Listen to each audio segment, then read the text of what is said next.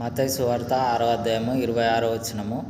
ఆకాశ పక్షులను చూడుడి, అవి విత్తవు, కోయవు, కొట్లలో కూర్చుకొనవు, అయినను దేవుడు వాటిని పోషించుచున్నాడు.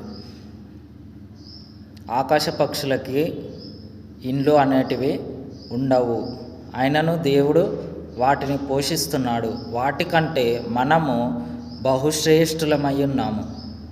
నాకు ఇల్లు లేదు, ఇంకా ఏది లేదు అని చాలామంది బాధపడుతుంటారు.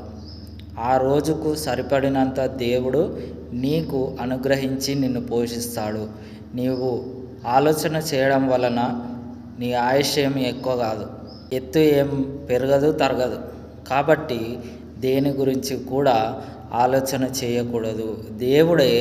దేవుని యందు భయభక్తులు కలిగి ఉన్నట్లయితే నీకు ఏం కావాలో దేవునికి అడుగు, దేవుడు నీకు కావాల్సింది ఇస్తాడు.